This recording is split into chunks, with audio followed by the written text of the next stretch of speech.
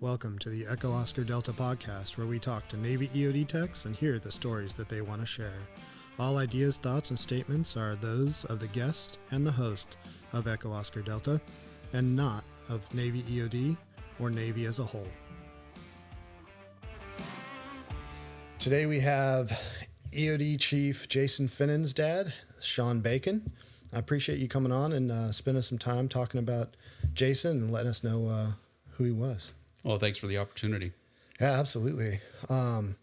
This is something that, I've mentioned on the podcast before that I wanted to do. And, again, really appreciate you coming out to do this. I think it's extremely important to understand who our people who paid the ultimate sacrifice were. And I know it's hard. We talked a little bit before, but, I appreciate that you put yourself out there and to really help keep his memory alive and let us know, let us get that better understanding for those who didn't know him before, who was, and ultimately the type of people that do this job and are willing to go down range time after time. I guess we can start kind of from a little bit from the beginning. In our talks just a little bit ago, there was kind of a history of military service in the family. Yeah. If you want to go into any of that at all. Sure. So Jason's grandfather, his mom's father, actually served in the Army and was in Korea, basically first days. And then his biological father, his dad, was actually in the Air Force. Okay. So there was a lot of military on his side. Yeah. Yeah. Growing up, do you think that kind of played into him eventually going in, or was that just, sometimes people are just drawn to this kind of thing no matter what? I don't know if that actually had pulled him into military service. Obviously, very patriotic. We're all believers in what America has to offer. Yeah. But not sure that was truly what pulled him into military service. Okay.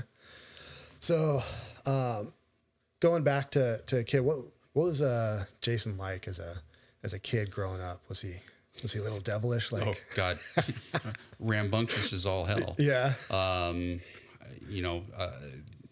Early memories are being at baseball games and the practices and whatnot. Trying to help out. I played volleyball, so yeah. I wasn't big in that, but playing catch and whatnot was always a big thing for me and my family. Yeah. But once we got into Jason's baseball, he was a pitcher, so from T-ball on, we're always out playing catch, and his grandfather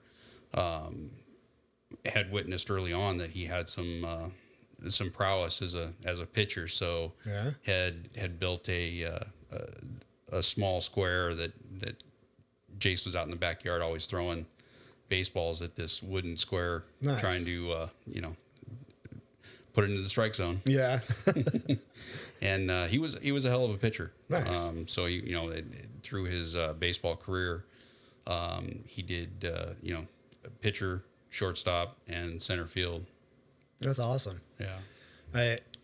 Talking about baseball and it not being your sport, I'm feeling that right now.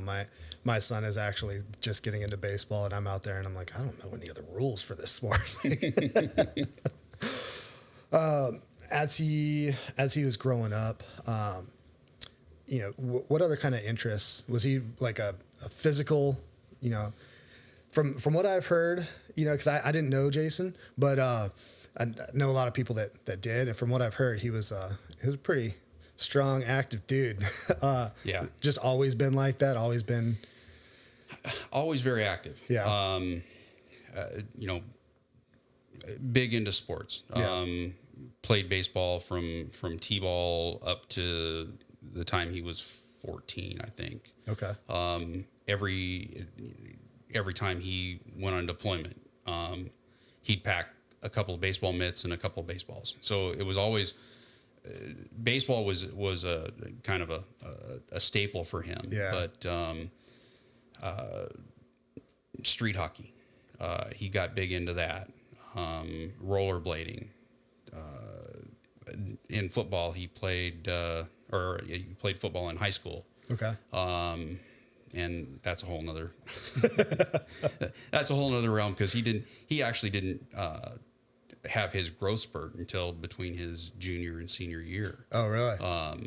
You know, and then he was taller than I was. So. Yeah. And I really had to make friends. Right.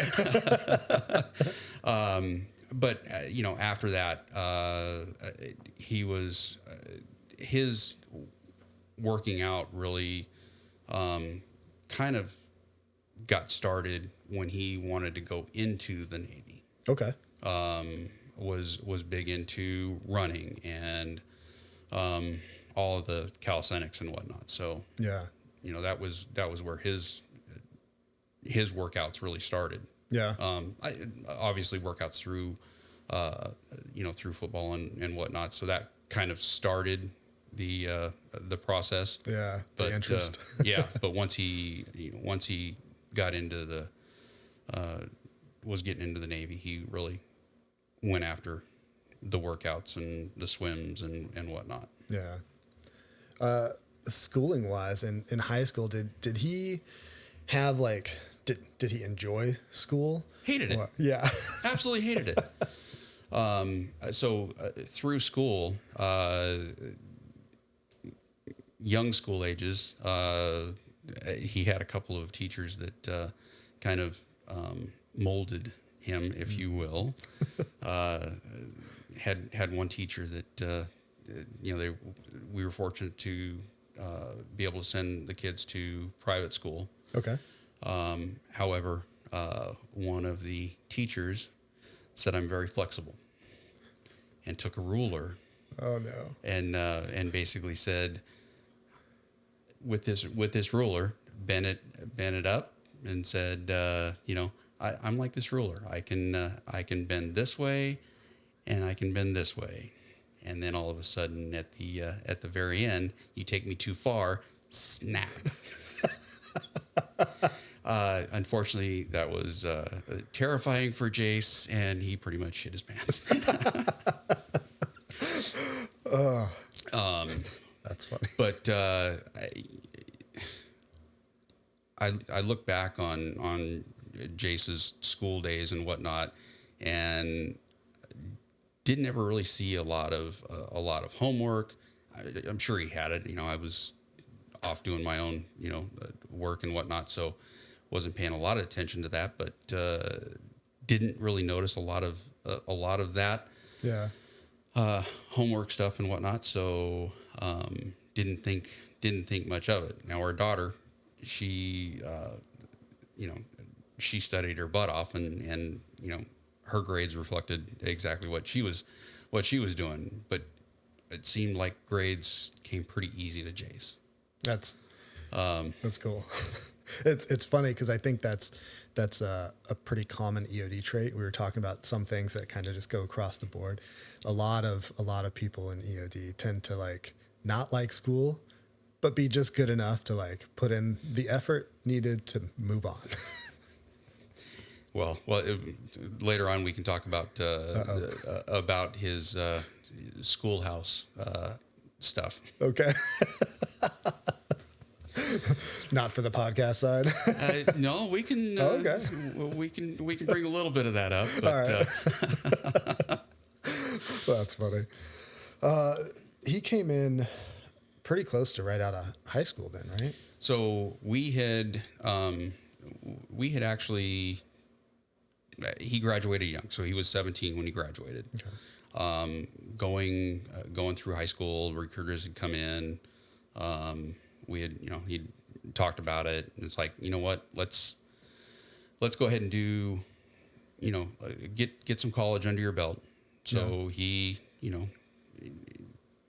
respected our wishes and got, got some stuff under his belt, and he, I think he did two years community college. Okay. And all of a sudden it was like, we sat down for dinner all the time. But one night it was like, hey, guess what? We were going around the table. How was your day? This and that. And all of a sudden he pops off and goes, yeah, I signed up for the Navy today. And it was like, oh shit. And it was like, okay, so tell us what this all means. Right. And he's explaining it, and like the recruiter, in our opinion, the recruiter did well by him. Yeah. I've heard some horror stories, unfortunately. But he did go in with a job. He started out as an eye seaman. Okay. Nice. And went in with a job. He unfortunately left for boot camp the day before his 21st birthday. Oh, really? So we didn't get to spend that that milestone with him. But he was off to Great Lakes. Yeah. How did he enjoy like the Navy? Because there's how we think we're going to like it, and then there's how we actually think about it. It's kind of funny because when he went into boot camp, he had a very tough, what do you want to call him? The drill instructor, I guess. Oh, the RDCs. RDCs. Yep. Okay. So his RDC was a ball buster. Yeah. And he got there to Great Lakes, had a phone call saying that he was there, he was fine, and basically, I can write letters. Yeah. And that was pretty much all the communication that we had, other than letters back and forth. Yeah. Through most of his boot camp. While he was, he would complain about other RDCs giving phone calls to this platoon or that platoon or whatever. He wasn't getting those. Gotcha. So it was a lot of letters back and forth, which was very cool, and we have all the letters. Yeah. To this day, and it's kind of funny looking back, and like I said, we were fortunate enough to be able to send the kids to private school, but all of a sudden in boot camp you're getting real world experience with everybody else that's out there. Yeah.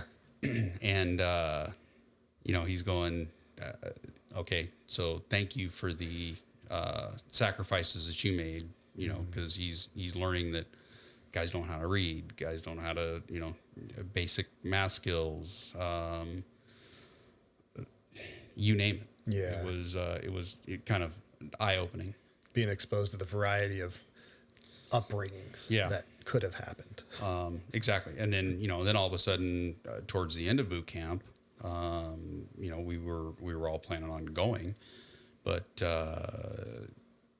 we're getting letters from the commander saying, would really appreciate if you guys came.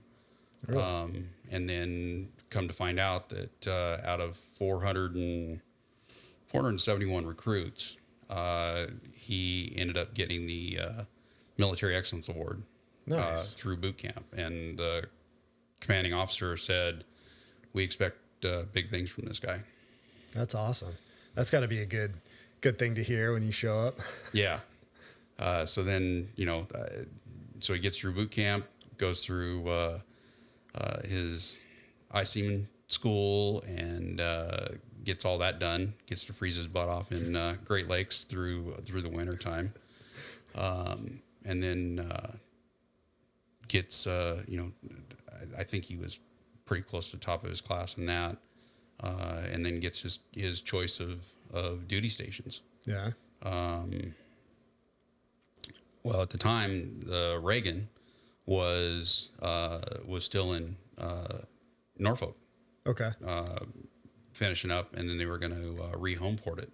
Yeah. So he jumps on the Reagan, and he was stationed in San Diego. Yeah.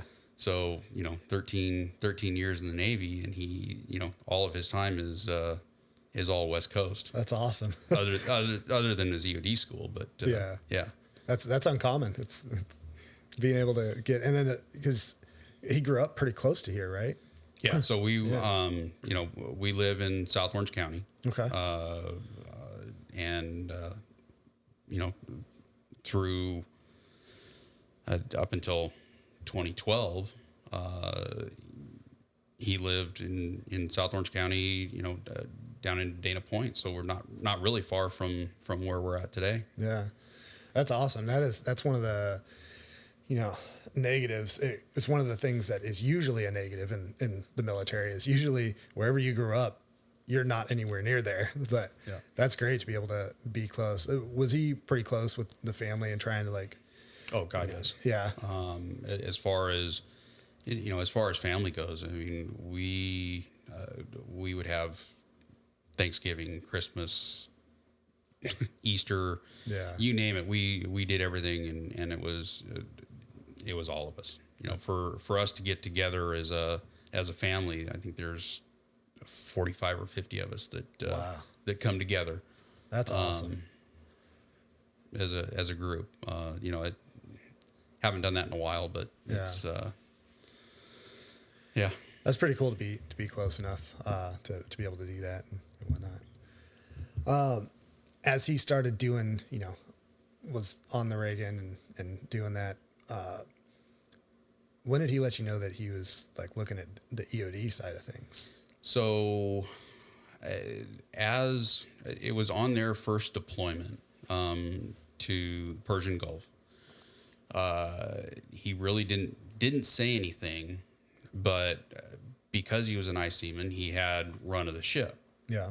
Well, he took full advantage of that because originally he had said that as doing his job, it wasn't really what he wanted or expected. He wanted that team aspect, that camaraderie, and being a regular sailor, he didn't feel that that wasn't in his heart. Gotcha. He wanted something bigger. Yeah. And then with his job being able to have the run of the ship, he sees these guys running around in silkies and, not clean shaven and hair's, out of rag and whatnot. So, he, went over and, got them squared away with the stuff that they needed.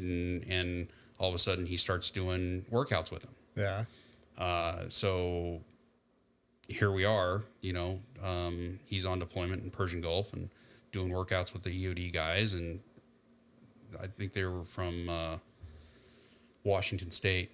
Okay. And they put in a good word for him and said, when we get to Hawaii, you're going to need to test out. Well, as we were talking earlier, I was supposed to do the Tiger cruise from Hawaii back to San Diego, and he had called and said, "Dad, I can't have you come out. There's something going on that I'm testing out for, and just can't talk about it now. Let you know more later." And it's like, dude, it's your job. You got to do what's right for you. Yeah. Well, then you find out that, oh, we're driving back to Panama City, Florida. That's awesome. When you found out, he's going from a fleet Navy thing to a special operations thing, what was the family thinking? It was honestly, it was what he wanted to do. He had talked about Navy SEALs. Yeah. And, the recruiter had kind of said, this is, as an I-Seaman, this would be a transferable skill to get you into that. Well, little did we know that he would be going even, further into this, with EOD. Yeah. Knowing that, knowing full well that even the SEALs were a very demanding group to get into. Right. But yeah, it was. Be careful what you ask for. Yeah. Right. Exactly. Then after he graduated his EOD school and everything, he came back to San Diego. Right. Yeah. So he and one other guy that he met up with at EOD school, come back, and they were both stationed at Mobile Unit 3, and it's first deployment was I heard stories after the deployment, and it's like, quit fucking babying us, because we're here to do a job. Yeah. If you don't let us try what we've learned, we're never going to learn this. Yeah. It was Mobile Unit 3 for, basically up until he went on shore duty. Yeah. For a short period, and then got off that early to do this deployment. Yeah. Was he a pretty hands-on person? Like, oh, definitely. Yeah. Like to tinker with things and get into stuff. Yeah. So one of his deployments, we're sitting there on I forget if it was a weekend day, and he's sitting in the middle of the desert, and calls up and says, hey, Dad, can you go to Huntington Beach for me and take a look at this bike? And it's like, okay, what are you going to do with the existing bike? He goes, don't worry about that. I'm talking to Mom. It's like, all right.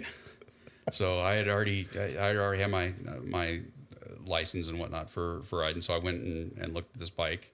He goes, hey, if you can get it for X amount of dollars, just buy it and bring it back to the house. No problem.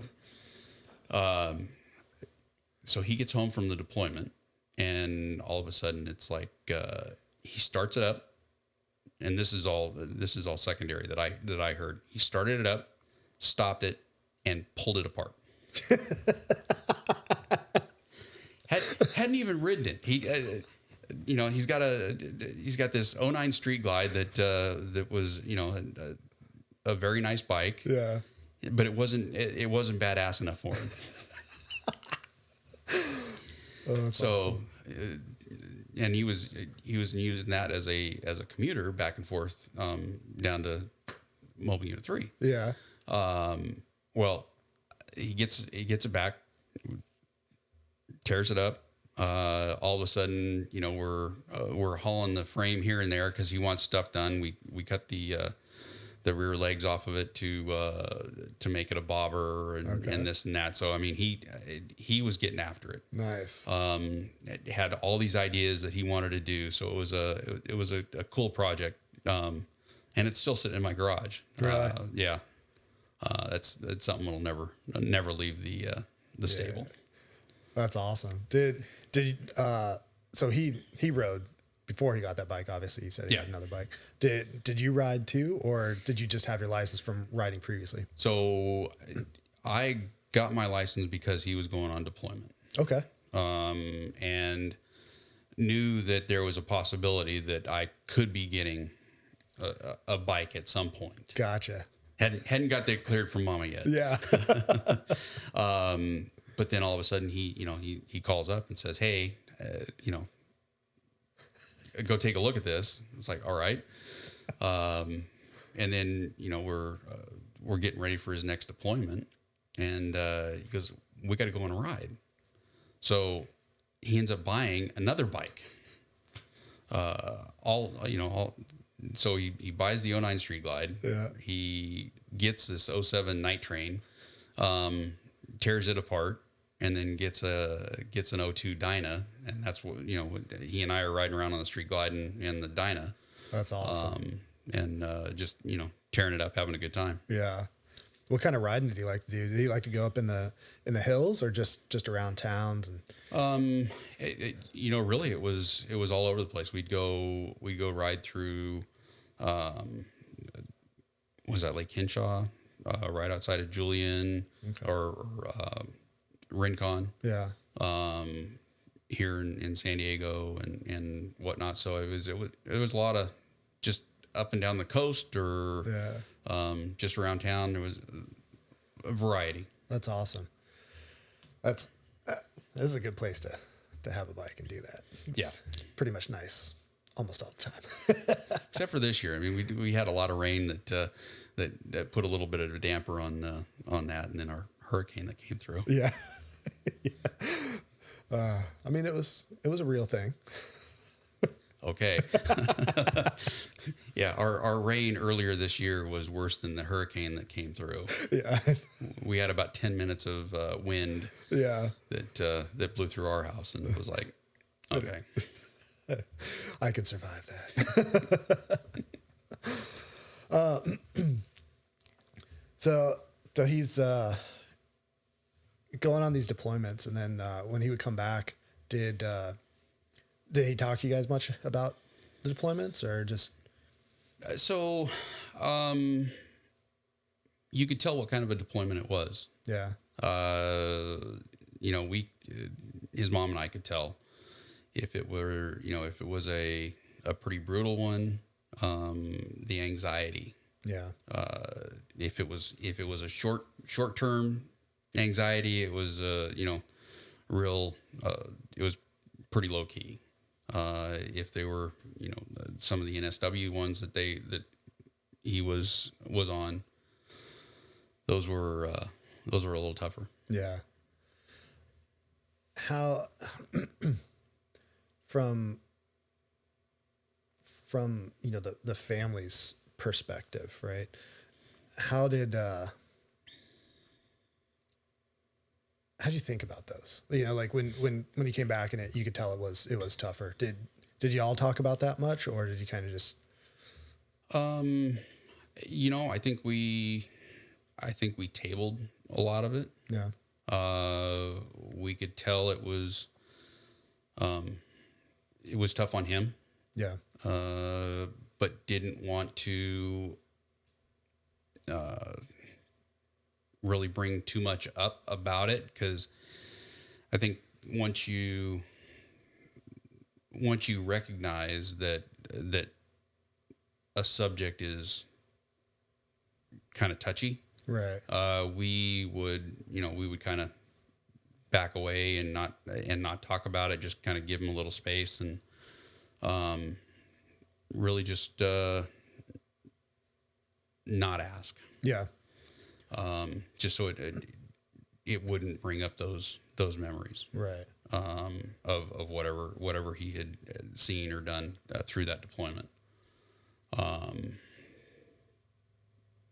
As I probably saw or heard a little bit more than I should have. Yeah. Because we were so close. Mm-hmm. I mean, Jace was, yes, he was my son, but we were best buds, would do anything together, and had a great time. Yeah. But, he shared more than probably should have, and some of the guys have shared more that I've gotten to know some of them better. So Yeah. But you could tell when the deployments were tough. Did you notice any like from what I've heard, he's always been like a pretty positive person. Like Yes. pretty happy, pretty positive. Did you notice any like did he stay that way like through the deployments and whatnot? You know, aside from the like you say coming back, and it may take a little while to get back into the normal America swing of things. Yeah. Honestly, he was always pretty much upbeat. Yeah. Always a smart ass. And I've learned over the years that that's just typical Yeah. EOD mentality. It's part of the requirements to come in. Yes. And he did it well.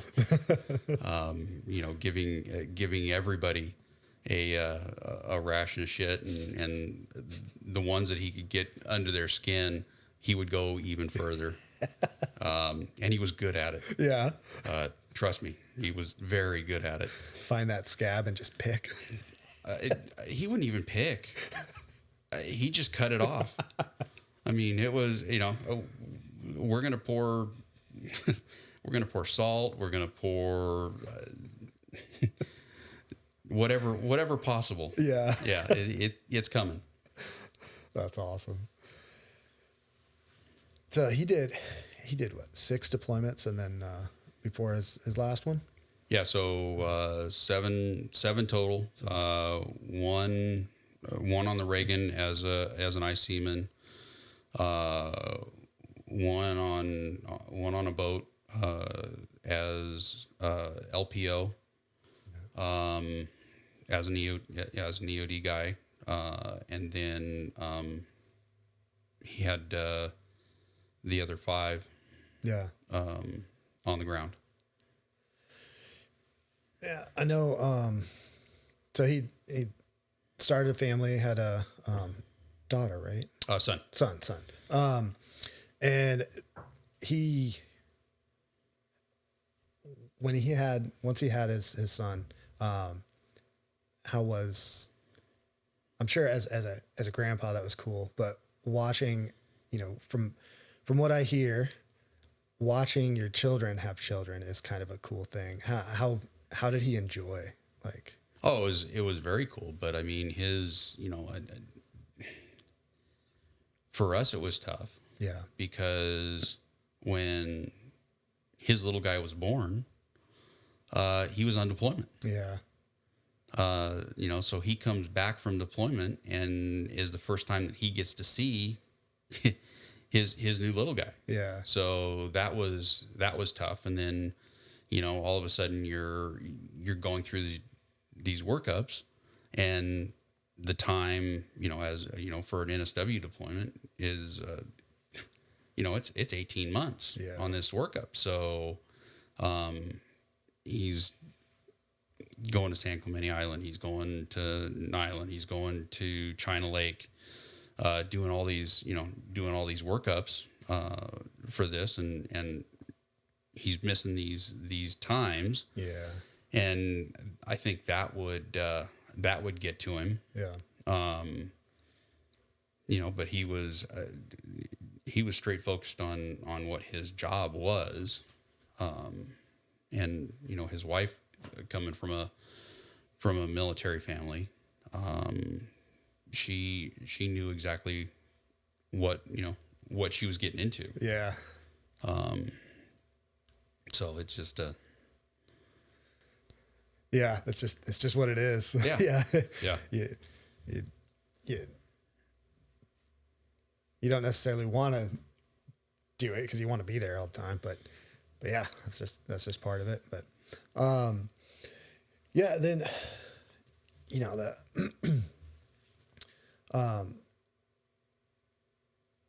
on that last deployment, was there anything that like did he talk to y'all regularly, or while he was on deployments? Or did it kind of sporadic? No, actually, it was pretty regular. Okay. The workup for this, come to find out, this was the best the best workup that these guys had ever seen, Really? as far as the SEAL guys and the workups for the EOD guys. Once he got into the SEAL side of the training, Yeah. they got pushed. That everything pushed through. I mean, it was flying colors. Nice. And said it was the fastest that anybody had qualified for an NSW deployment. That's awesome. So it was pretty cool. Some of the guys that were on his platoon, have since come up to me and we've talked about deployment and what Jace did or didn't do, and I basically said, excuse my French, but he said, your son was fucking brutal. Yeah. He wanted us to be our best, and would stay late, would get in early. He goes, he would run us to death and run drills after that. Yeah. He just, he goes, I don't give two shits. I want you to know what real world war is. Yeah. And he made, from what I get from the team, he goes, all the guys have told me, individually and as a collective, and together, he made us the team that we were. Yeah. And we, one of the guys, has actually said, he made us a better team and made me a better warrior. And I run drills now with my guys that he taught me while I was dog-ass tired. Yeah. And it has made me a better operator. That's good to hear. And that's, on this side, that's what you hope for in a chief, is that they take that time. And that's everything that I've heard about him too, is that he was just no nonsense, go get it, train his people so that, they were as ready as could be when they stepped out the door. Yeah. We, in May of 16, we unfortunately lost a SEAL. Yeah. And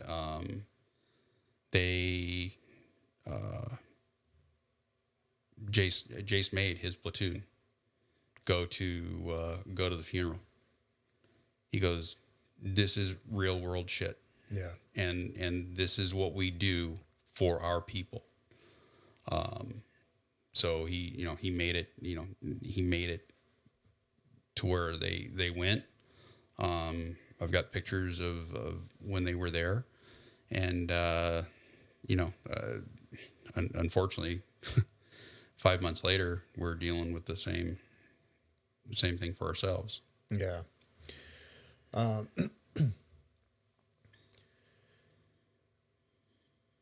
What was it like? It's a weird question to ask. What was it like getting notified and then the process after? If I can be perfectly frank, it was fucked. Yeah. So I was on a trip. I was back in New York at the time. And, come to find out later, guys from Mobile Unit 3 had gone to Jace's house in IB. Somebody from somebody from the military had come in and come to our door and notified my wife, and I get a call from the wife. I'm midway through the day on Thursday, and I get the notification. She's hysterical, as anybody would be. Absolutely. And says we lost him. Well, at the time, my father-in-law was living with us, and he was not sick, but he was elderly. Yeah. And we lost Dad. What? And she goes, no, we lost Jace. Come home. So I'm in a fucking scramble, getting somebody to take me from the training facility that we're in back to my hotel to get all my shit. And I'm on the phone with the travel agency that we had to book all of our travel through. Yeah. And this woman that was at the travel agency, she was actually a Gold Star mother. Really? And she goes, Shawn, I'm doing everything I can for you. Are you flexible with airports? Are you flexible with? I said, I don't care anywhere in New York. I've got a ride. So she worked her ass off, and American Airlines was very very considerate of what the situation was. Yeah. So they held a plane for me, basically. Really? And couldn't have asked for a nicer group in the circumstances that I was in. The one of the head stewards was trying to keep my mind off of stuff. Flying back from New York, a 6 hour 6 hour flight into LAX, and then having to drive from LAX to San Diego that night. Yeah. It was just it was crazy. Post that, our Keiko was rock solid. I mean, we were in San Diego for pretty much the next week. Yeah. Every day. Spent the first night with Jace's wife, and then basically, kind of dealt with him, got all the arrangements kind of taken care of. Again, American Airlines, I can't speak highly enough about what they had offered up at the time. Dignified transfer is it is always something we wanted to go back to Dover and meet, bring Jason's body back. Yeah. And it was kind of a strange situation, because our guy was saying, well, can't necessarily do this, but we can do that. And American actually offered up, they offered to take seats out of an airplane to be able to have Jason's body in the cockpit, and was willing to basically deadhead a jet either into North Island, San Diego, or into San Diego Airport, with just us on it. That's awesome. And ended up that we did end up just taking a regular commercial flight at the end of the day, but it was offered up, and I got to give them kudos for that. Yeah, the fact that they were willing to to do whatever they could was huge. It's good. Yeah. Yeah. Yeah. Excuse me. After things kind of settle down, I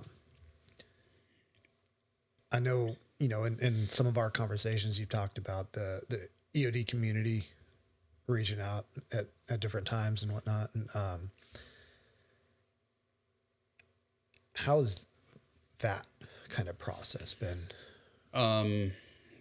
Well, it was kind of crazy because with when Jace passed, it seemed like almost every weekend or almost every at least once a month there was something going on. Yeah.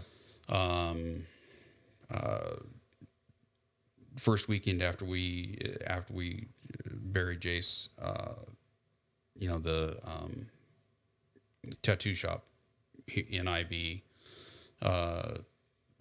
threw a fundraiser and was flabbergasted at the donations that came in. Yeah.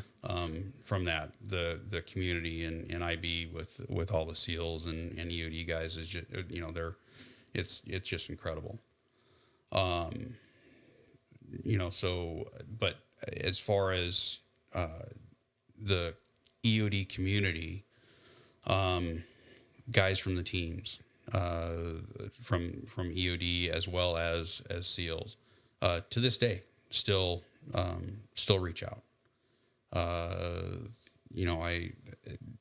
We were talking earlier, and I like to put my nose into stuff that I probably shouldn't, but I do. Yeah.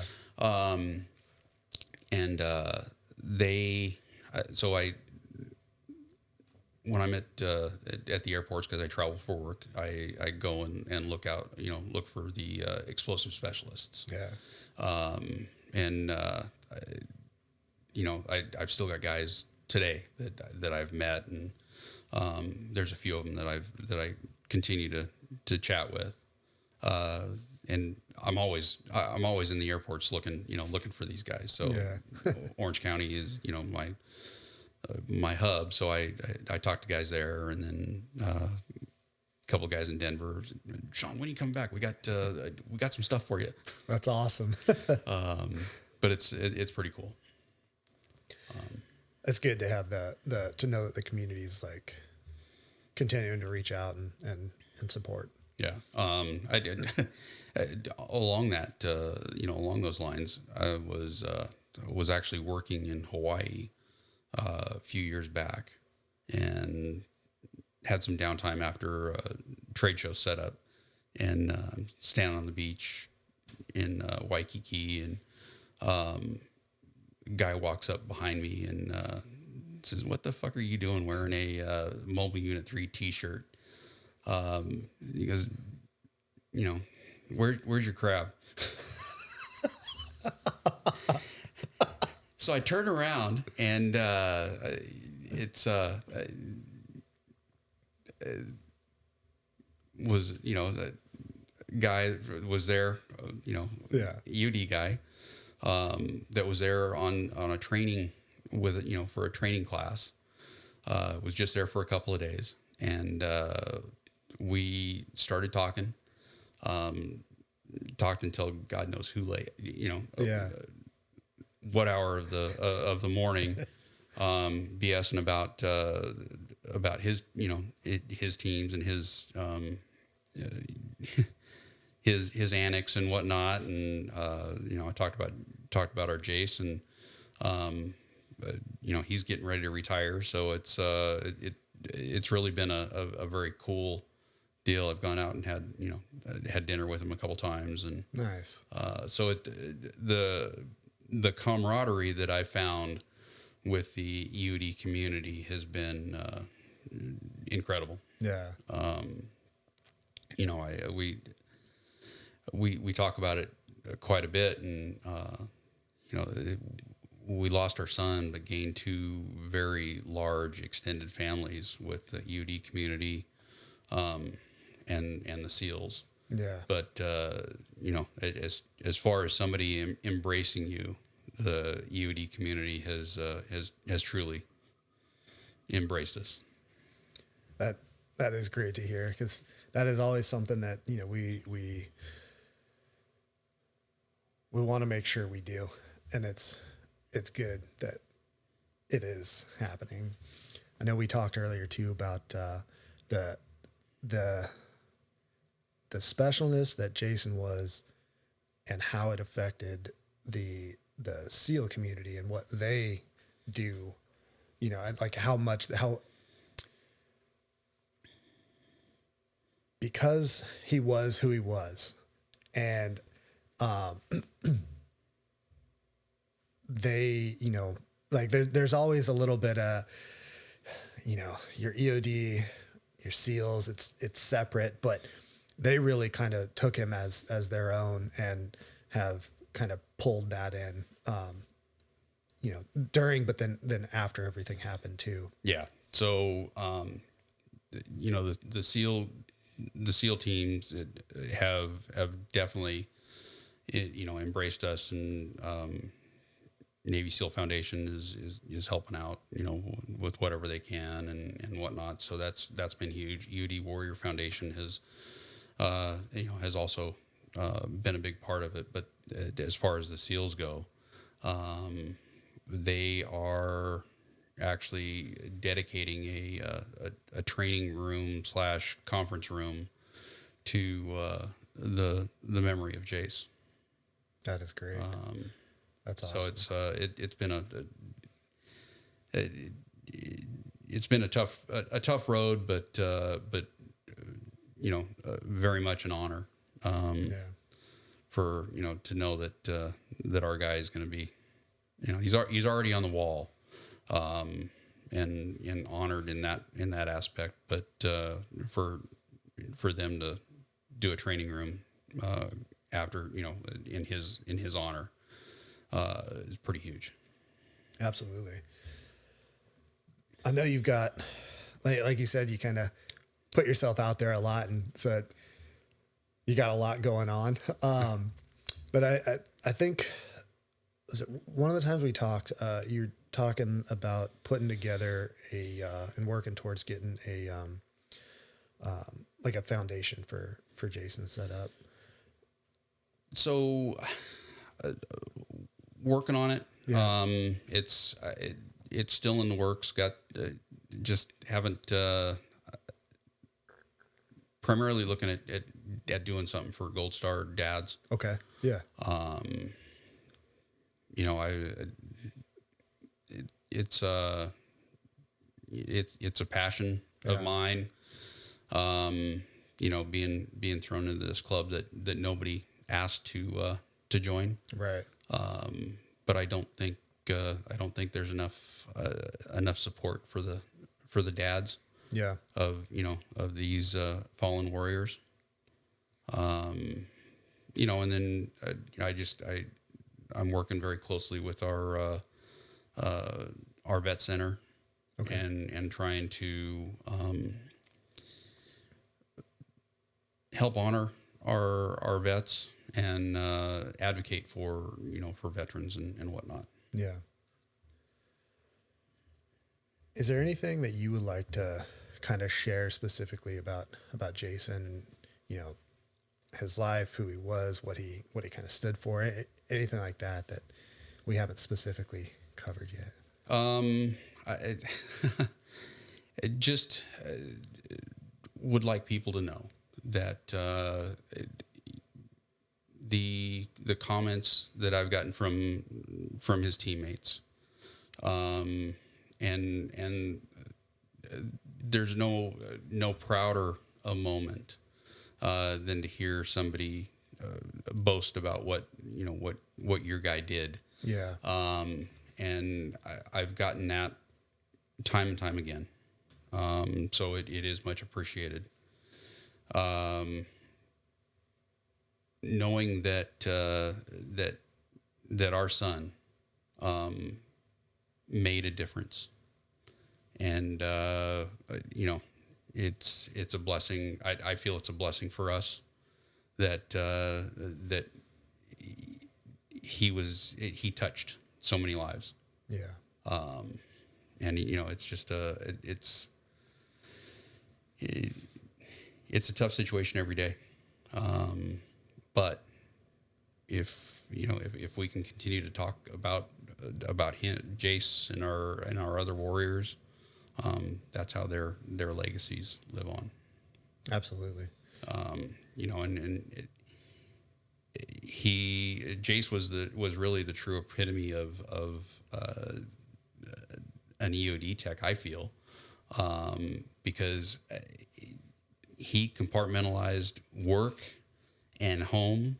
There was only a couple of guys that he really opened up to. Yeah. But everybody else, I mean, it was black and white. Yeah. I mean, you're either in the group or you're on a fucking island.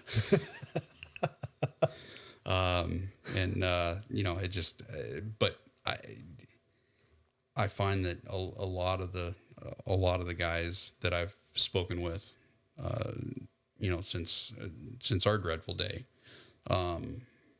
all are pretty much just the same. Yeah. So, I hope that we keep our EOD warriors moving forward, and it's a very honorable job at taking the fight to the enemy. Yeah, I really appreciate you coming on and taking a little bit of time to talk about Jason, and let everybody know who he was, what he was about, and for the exact purpose that you said, so that everybody can kind of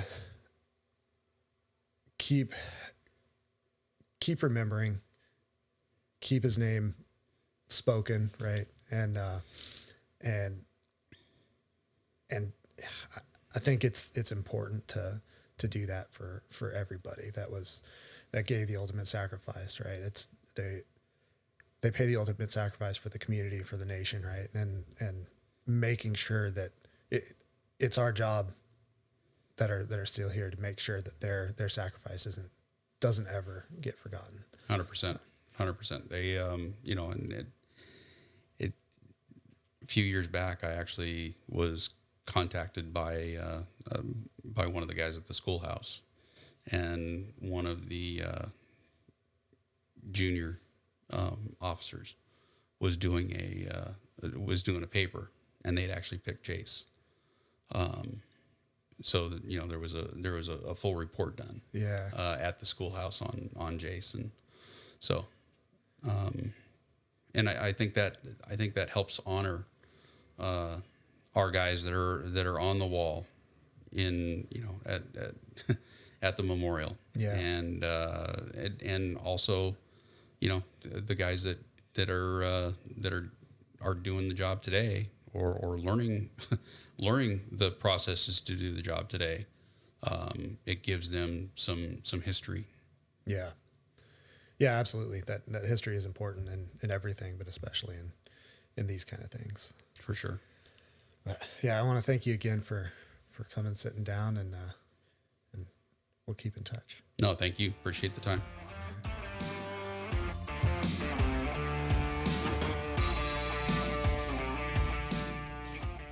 Thank you for listening to the Echo Oscar Delta podcast, where we talk to Navy EOD techs and hear the stories that they want to share.